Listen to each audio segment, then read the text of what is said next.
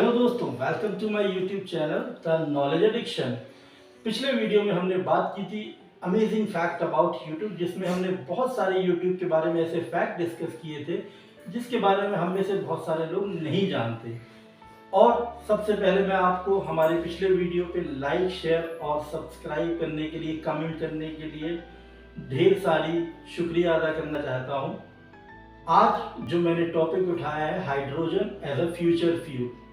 मेरे ख्याल से बहुत कम बात की गई है इस पर दोस्तों, तो मैंने सोचा कि इस पर बात की जाए।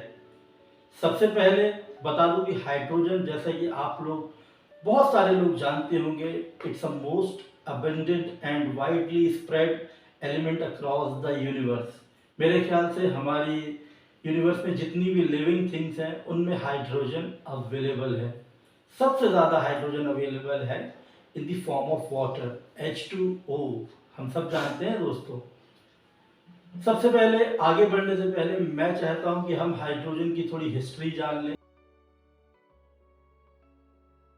जैसे कि आप में से कुछ लोग जानते होंगे कि हाइड्रोजन का इन्वेंशन 1766 में एक साइंटिस्ट के द्वारा किया गया था। उनका नाम था हेनरी कैवेंडिश। आगे बढ़ते हुए मैं बताना चाहूँगा दोस्तों कि आज जैसे कि हमारा मेन टॉपिक है हाइड्रोजन एज अ फ्यूल, तो इसे सबसे पहले फ्यूल के तौर पे जर्मन V2 रॉकेट में यूज़ किया गया था सेकेंड वर्ल्ड वॉर के टाइम पे। सुनने में थोड़ी हैरानी होगी दोस्तों, लेकिन हाइड्रोजन को फ्यूल के तौर पे इतने पहले इस्तेमाल किया जा चुका है एज अ रॉकेट प्रोपल्शन।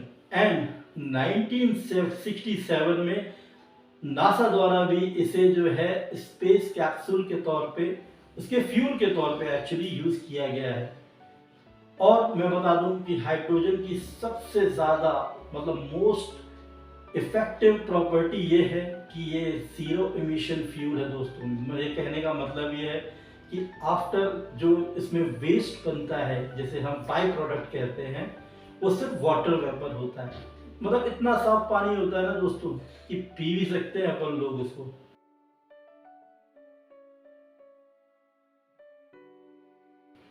अब हाइड्रोजन का यूज बहुत तरीके से किया जा सकता है ट्रांसपोर्टेशन में, लाइक कार, बस, truck, ship, even in aircraft also. But majorly आज हम कार पे एज अ फ्यूल बात करेंगे, क्योंकि रॉकेट, शिप्स और एयरक्राफ्ट, इस पे हमारा ज़्यादातर हमें बैठ के ही जाना है दोस्तों, हमें कौन सा चलाना है।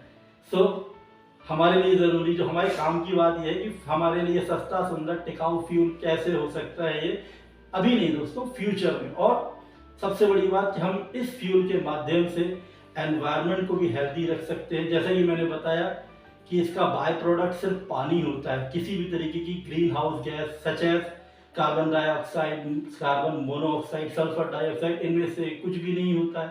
साफ सुथरा एकदम बेहतरीन से पानी निकलता है। तो मैं बताना चाहूँगा दोस्तों, सबसे पहले हम जान लें कि ये काम कैसे करता है कार्स में एज अ फ्यूल। सिंपल सी चीज़ है, इसमें और इलेक्ट्रिक कार में कोई डिफरेंस नहीं है। इलेक्ट्रिक कार में हम जो है पावर के लिए बैटरी का यूज़ करते हैं।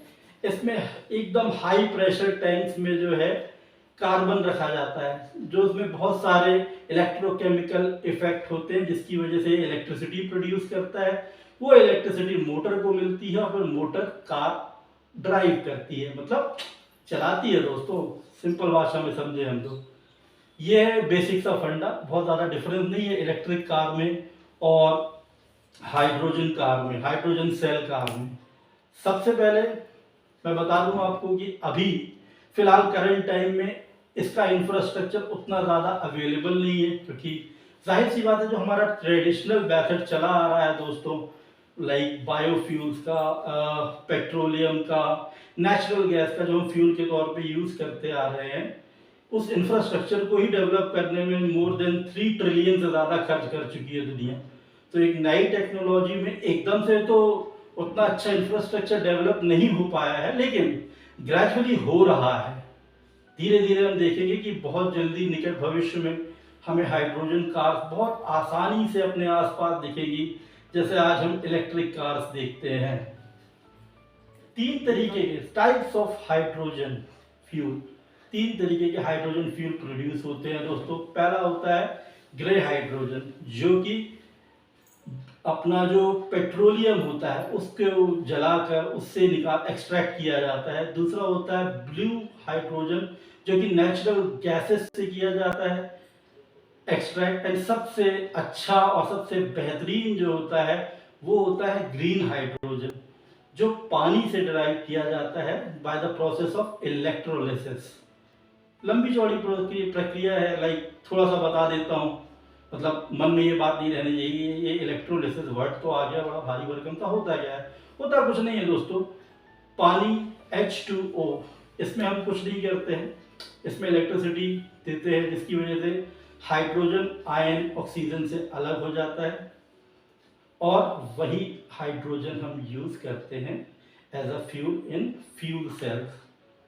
ये है बेसिक सा इलेक्ट्रोलिसिस। बाकी डिटेल के लिए मैं इस पर एक अलग से वीडियो भी बना सकता हूँ, नहीं तो आप। नेक्स्ट थिंग जो ज़रूरी है जानने के लिए, आज हमारे पास मैं बताना चाहूँगा 5 टॉप ऐसी कारें वर्ल्ड वाइड जो मतलब मोस्टली अवेलेबल हैं और वेल नोन हैं हाइड्रोजन को फ्यूल के तौर पे यूज़ किए जाने के लिए। टोयोटा मिराई सबसे पहले बता दूं दोस्तों, ये सबसे पहली कार है जिसमें हाइड्रोजन को एज अ फ्यूल यूज़ किया गया है, 2014 से ऑपरेशनल है।